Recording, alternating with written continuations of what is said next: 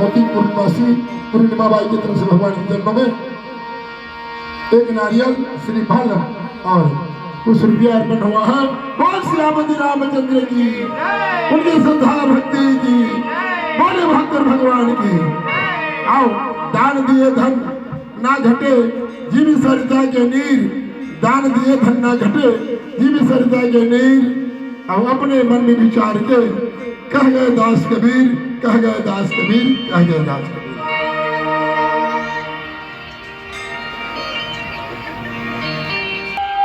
गुरुर्देवो महेश्वर, गुरुर् साक्षात् परं ब्रह्म, तस्मै श्री गुरुवे नमः। श्री गुरु चरण सरोज रज, निज मन मुकुर सुधारी। बरनौ रघुवर विमल यश, जो दायक फलचारि। बुद्धिहीन तनु जानिके, सुमिरौ पवन कुमार। बल बुद्धि विद्या देहु मोहि, हरहु कलेश विकार। आज धन्य मैं धन्ययति, यद्यपि सब विधि। निज जन जानि राम मुनि, संत समागम दिन। बोली श्यावर रामचंद्र की जय, उमापति महादेव की जय, पवन सुत हनुमान की जय, गोस्वामी तुलसीदास की जय, अपने अपने माता पिता गुरु गोविंद की जय। बोले साईनाथ भगवान की जय। प्रिय मानस और मानस के श्रोता समाज, मेरी ममतामयी करुणामयी वात्सल्यमयी मेरी माताएं बहनों, यहाँ पर उपस्थित समस्त श्रद्धालु भक्तगण, नन्हे मुन्ने बाल गोपाल, आइए आज बड़े सौभाग्य की बात कि साईं बाबा के इस पावन दरबार में भगवान श्री रामचंद्र जी की पावन कथा का आयोजन, और इस आयोजन में प्रत्यक्ष एवं अप्रत्यक्ष रूप से जितने भी सहयोगी हैं, उन सभी के पावन चरण कमल में जय बजरंग मानस परिवार दंडवत प्रणाम करता है, स्वीकार करिएगा। आइए हम और आप मिलकर के भगवान श्री रामचंद्र जी की पावन कथा का श्रवण पान कर अपने जीवन को धन्य बनाने का प्रयास करें। और मानव जीवन की धन्यता इसी में है कि हम सत्संग में जाएं और सत्संग में जाकर के वो विवेक अर्जन करें जिनके माध्यम से हमारा और आपका जो उद्देश्य है, मानव जीवन का जो उद्देश्य है, उस उद्देश्य की पूर्ति हो सके। मानव जीवन का केवल और केवल एक ही उद्देश्य है। इस धरती पर जितने भी जीव जंतु, पशु पक्षी, जड़ चेतन जितने भी है, भगवान ने उन्होंने इन सभी को यहाँ भेजा है और इन सब का कोई ना कोई लक्ष्य है जिनके कारण वो इस धराधाम में उपस्थित हुआ है। मानव का देह बड़ा ही दुर्लभ है, इनको पाने के लिए देवता भी तरसा करते हैं। आखिर दुर्लभ क्यों?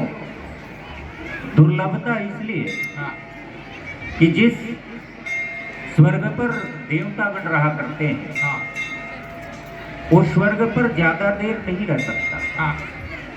जैसे जैसे उनके पुण्य घटते जाएंगे, वैसे वैसे उनको भी निम्न स्तर पर पहुंचना होगा। हमेशा स्वर्ग में रह करके भोग विलास नहीं कर सकता है। हाँ लेकिन मानव का शरीर इसलिए दुर्लभ है हाँ कि ये साधनाओं का धाम है। हाँ एक ऐसा साधन है जिनके माध्यम से हम जप तप यज्ञ हवन पूजन स्मरण वंदन करते हुए हाँ ईश्वर अंश जीव अविनाशी चेतन अमल सहज सुख राशि, हम ईश्वर के अंश है। हाँ अखिल ब्रह्मांड का नायक केवल और केवल एक है जो पूरे सृष्टि को संचालित करता है। हाँ सबका मालिक एक, और उसी के हम अंश है। हाँ और जब तक हम उस अंश में जाकर के विलीन ना हो जाए तब तक यह जीवन हमें प्राप्त होता रहेगा, हाँ जिसे 84 लाख योनियों में भटकना कहा जाता है। हाँ और इससे यदि मुक्त होना चाहते हो हाँ तो केवल और केवल मानव का ही एक ऐसा शरीर है जिनके माध्यम से आप मुक्ति के मार्ग को प्रशस्त कर सकते हो। हाँ ईश्वर को आप पा सकते हो, हाँ। ईश्वर में विलीन हो सकते हो, हाँ। स्वयं ईश्वर बन सकते हो। इसीलिए ये दुर्लभ है। हाँ और इस शरीर को पाने की इच्छा देवता भी किया करते हैं ताकि हम भी उसी ईश्वर में विलीन हो जाएं। और राम कथा एक ऐसा सहारा है, हाँ एक ऐसा अवलंबन है जिनके कारण हम और आप उस ईश्वर को प्राप्त कर सकते हैं भव सागर से पार होकर के। हाँ राम कथा एक नाव की तरह काम करती है। राम कथा नाव है।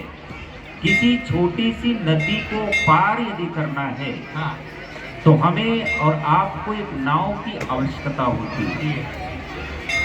लेकिन नाव हमारे पास उपलब्ध है, लेकिन उस नाव में चढ़ करके हम पार होना चाहते हैं हाँ तो उसके लिए एक नाविक की भी आवश्यकता होती है।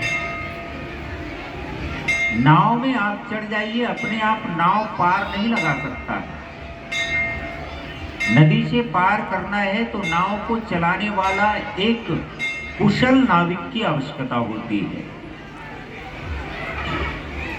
राम कथा एक नाव की तरह काम करती है भव सागर से पार करने के लिए, लेकिन इस नाव को चलाने वाला एक नाविक की जरूरत है। तो वो नाविक है कौन? बोले सदगुरु।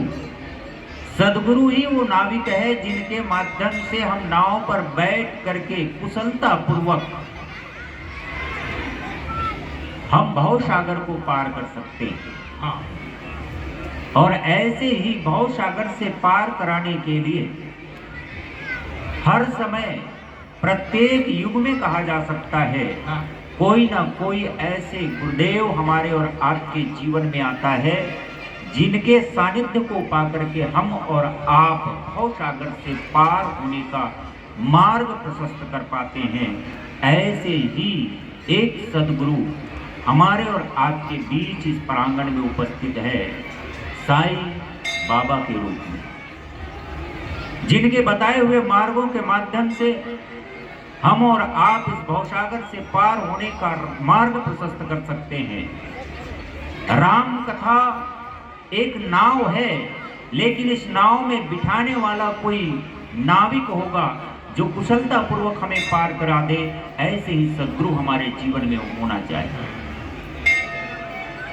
गुरु तो आप किसे भी बना सकते हो, हाँ कई गुरु आप कर सकते हो, केवल एक गुरु नहीं, जीवन में आप कितना भी गुरु बना सकते हैं, गुरु कर सकते हैं।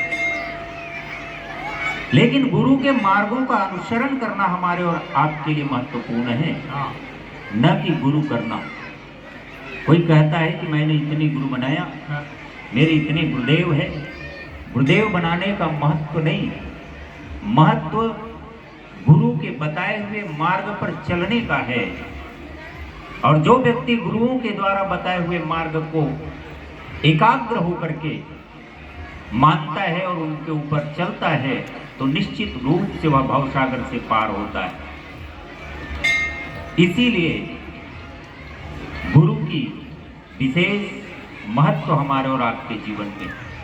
कथा आवश्यक है, नाव आवश्यक है, सत्संग आवश्यक है, लेकिन सत्संग के साथ साथ में एक नाविक के रूप में गुरुदेव जी की आवश्यकता होती है।